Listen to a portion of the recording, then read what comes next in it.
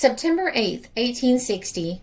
One of the greatest marine disasters on the Great Lakes or anywhere else in the world was the loss of the Lady Elgin in Lake Michigan. She was struck by the schooner Augusta and sank in 20 minutes. She had on board 300 excursionists, 50 ordinary passengers, and a crew of 35 officers and men for a total of 385. Of these, only 98 were saved. The steamer Lady Elgin had left Milwaukee early Friday morning, September 7th, with 300 excursionists, largely members of the independent Union Guards. Among them were the Black Zagers, the Green Zagers and Rifles, and several fire companies of Milwaukee and their friends. She left Chicago in the evening between 10 and 11 o'clock on her regular trip to Lake Superior, taking on board about 50 passengers of Mackinac and other northern points, in addition to the Milwaukee excursionists. The evening set in with the wind moderately high. A heavy thunderstorm came up about midnight, and the wind blew a perfect gale. At the time of the collision, the Lady Elgin was steaming northward against the wind. The steamer had all her lights set. The Augusta had none. It was about 2:30 in the morning when the collision occurred. The schooner struck the steamer at the midships gangway on the larboard side. The two separated instantly, the Augusta drifting by in the darkness. At the moment of the collision, there was dancing in the forward cabin, but most of the passengers had retired for the night. Captain Wilson ordered a lifeboat to be lowered on the starboard side and rowed around to discover the extent of the injury. The boat dropped astern and did not again regain the steamer. The latter was headed west to reach shore if possible, but the vessel began to fill rapidly and listed. She began to settle and reel, and many passengers threw themselves overboard. Just when the vessel took the final plunge, a sea struck her upper works and they parted from the hull and floated off in several pieces. The night was intensely dark, lighted up at intervals by flashes of vivid lightning. 2 boats had been lowered, and in these, 18 persons reached shore. 14 were saved on a large raft, and others on different parts of the wreckage. Less than 1/4 of the total number of passengers reached shore alive. Before the vessel sank, a raft was provided, and the majority of the passengers cast their feet with it and clung to it until near daylight. The raft was mostly underwater from the weight of its living burden, and the few who clung to it were above the waist in the turbulent sea. The captain was constantly on his feet, encouraging the crowd, and seems to have been the only man who dared to stir from his recumbent position, which was necessary to keep a secure hold on the raft. Finally, the raft broke up, and large parties floated off on detached pieces. Nearly all of the unfortunates were lost. A few reached the shore and were rescued. The captain was among the lost. The clerk of the boat, H.G. Clavel, was one of the fortunate and gave the following statement.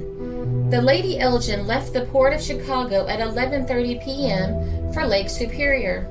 Among the passengers were the Union Guard of Milwaukee, composing a part of some 250 excursionists from that city.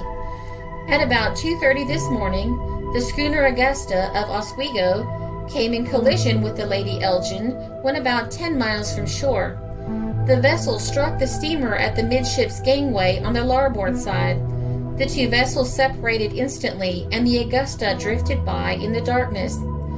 At the moment of the collision, there was music and dancing going on in the forward cabin. In an instant after the crash, all was still, and in half an hour the steamer sunk. I passed through the cabins. The ladies were pale but silent.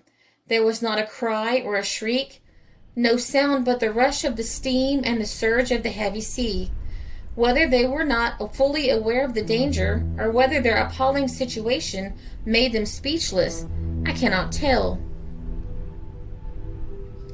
A boat was lowered at once, with the design of going round upon the larboard side to examine the leak.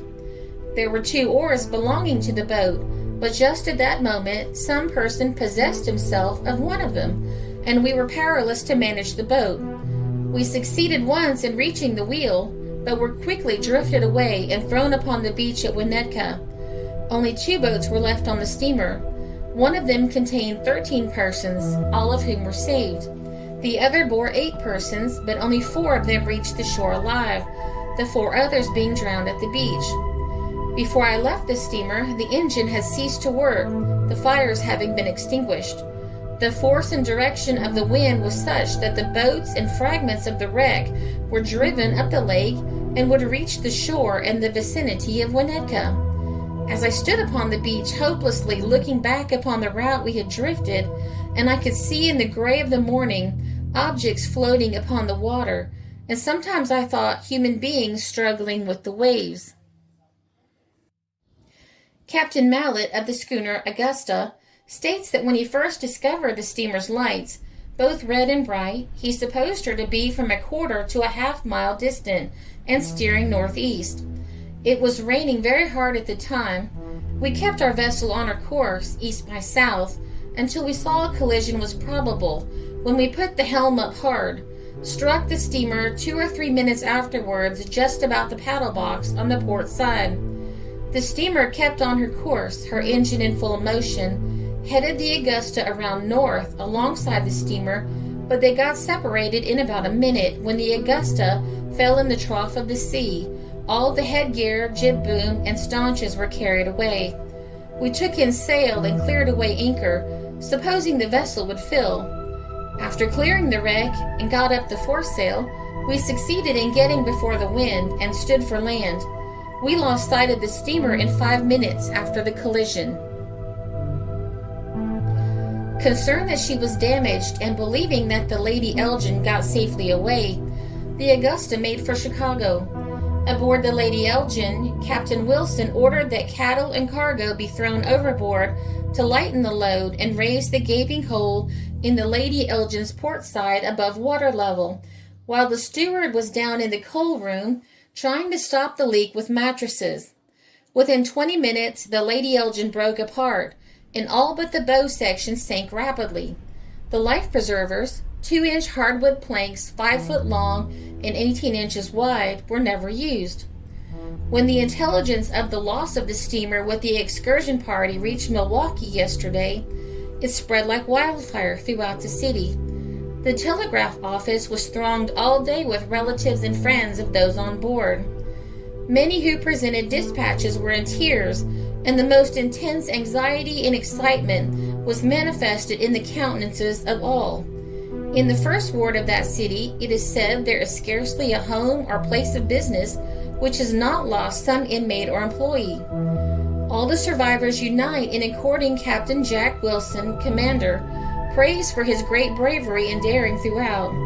He was foremost in confronting the danger and earnest for the safety of the passengers. He was drowned within 100 feet of shore.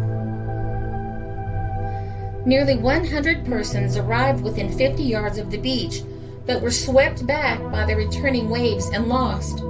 Up to 9 o'clock that night, only 21 bodies had been recovered, most of which have been recognized by friends as those of residents of Milwaukee. The Lady Elgin was a steam engine, side-wheel, low-pressure steamer of 1,000 tons gross, built in Buffalo in 1851, owned by S. Hubbard of Chicago, and employed in the Lake Superior trade. She was probably on her return trip from there as she cleared from Chicago for Lake Superior August 30th. She was commanded by Captain Jack Wilson, well known in this community for his sterling good qualities as a warm friend, a good sailor, and an honest man. The captain of the Augusta, Darius Mallet, was arrested and tried in Chicago, but found not guilty of navigational negligence. The jury declared his second mate, Mr. Budge, to be incompetent and his crew to be of principal blame. It was determined that the principal cause of the collision was the lack of a $15 lantern on the Augusta. After investigation, Captain Mallet and the Lady Elgin's crew and owner were absolved of any blame.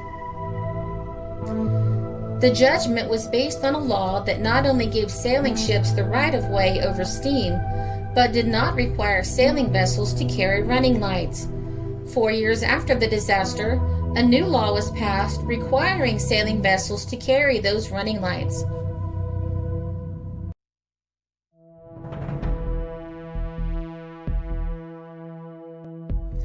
This story was carried in the Evening Times, September 19th, 1906, the New York Times, September 10th, 1860, and the Democratic Press, September 13th, 1860.